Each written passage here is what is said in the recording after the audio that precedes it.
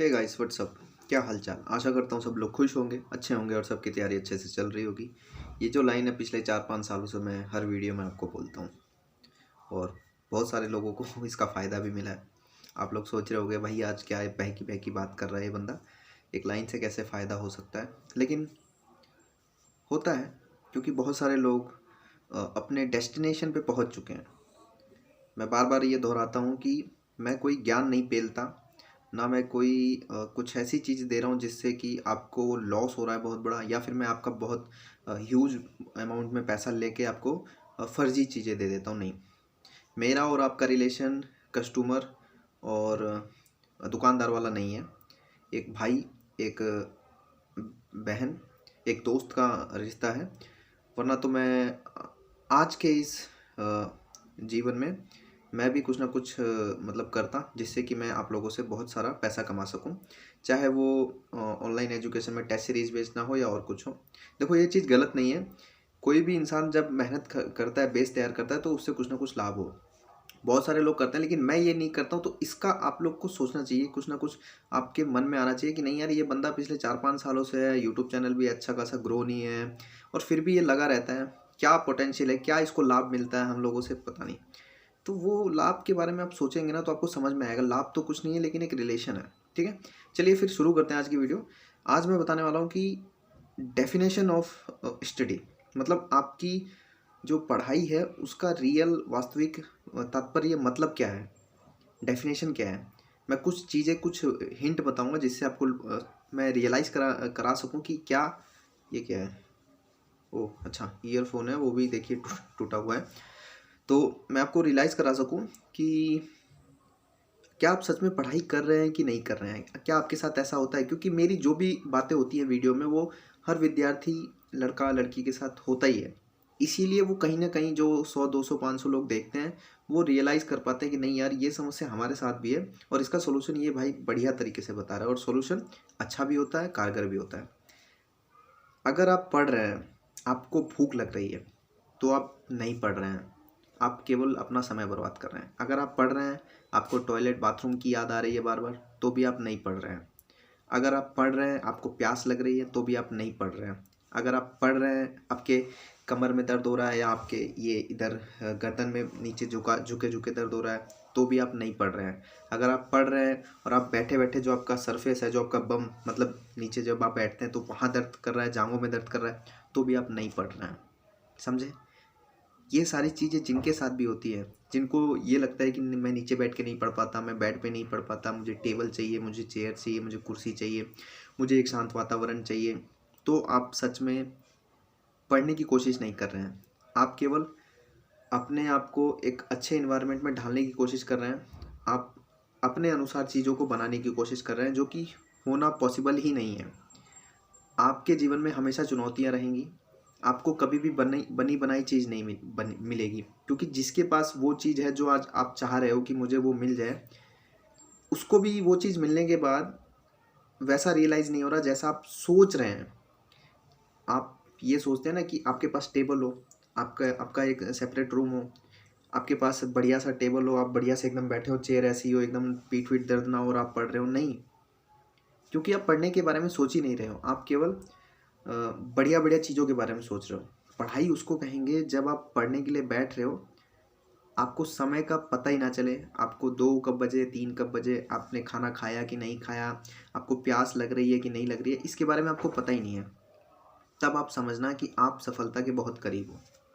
इस वीडियो में मैं आपको बताना चाहता हूँ, मैं ऐसा नहीं कहता कि टॉयलेट बाथरूम लग रही है और जाओ ही ना, मतलब एकदम दबा के बैठे रहो। नहीं भाई, सनी भाई ने बोला है तो पढ़ना पड़ेगा, नहीं तो नौकरी नहीं लगेगी। ऐसी बात नहीं है भाई। शरीर के साथ कोई भी एक्सपेरिमेंट नहीं करना चाहिए। लेकिन वर्तमान में एजुकेशन सिस्टम में इतना बग है, इतना बग है, आपको ये लगता है कि आप ऑनलाइन यूट्यूब पे कोई भी वीडियोस देख रहे हो तो आपको ज्ञान मिल रहा है, ये आपको लगता है। लेकिन रियलाइज़ करना, जब आप उस ज्ञान को निकालने की कोशिश करोगे, एक कॉपी पेन में लेके लिखने की कोशिश करोगे, तो आपको पता नहीं कितना आएगा, कितना आप निकाल पाओगे। आपको केवल लगेगा कि आपके अंदर जा रहा है, लेकिन जब निकालने की बारी आएगी तो कुछ नहीं होगा आपके हाथ में। क्योंकि जब आपके हाथ में रेत होता है ना, आप उसको कस के दबाते हो, आपको लगता है कि वो आपके मुट्ठी में है, लेकिन वो धीरे धीरे धीरे धीरे धीरे धीरे सारी रेत निकल जाती है।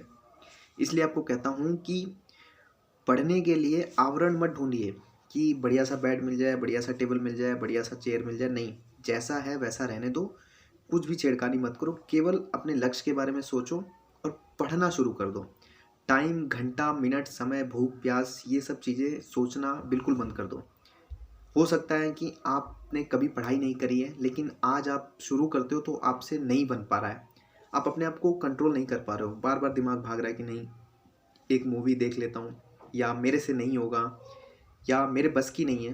तो ये आज हो रहा है, कल हो रहा है, परसों हो रहा है, लेकिन एक टाइम आएगा, एक हफ्ते बाद, 10 दिन बाद, जब आपको थोड़ा थोड़ा रियलाइज़ होगा, अपने ऊपर विश्वास आने लगेगा कि नहीं यार, चीज़ें तो बड़ी आसान है। आज जो ट्रिग्नोमेट्री मैं पढ़ने की कोशिश कर रहा हूँ, जिसमें साइन थीटा, कॉस थीटा, ये थीटा, वो थीटा, ये बड़ी रॉकेट साइंस जैसी लग रही है, लेकिन जब महीने भर उसी ट्रिग्नोमेट्री पे दिमाग मारोगे तो वही साइन थीटा, कॉस थीटा आपके ब्लड में बहने लगेगा। आपको सोते, बैठते, उठते, गाते सब याद हो जाएगा। लेकिन धैर्य नहीं है, आप अपने अंदर धैर्य नहीं बना सकते। जो बंदा अपने अंदर धैर्य बना लेता है, चाहे आपके सामने कोई भी यूट्यूब चैनल हो, हमेशा अच्छे टीचर की खोज में मत लगिए, अच्छी किताबों के खोज में मत लगिए।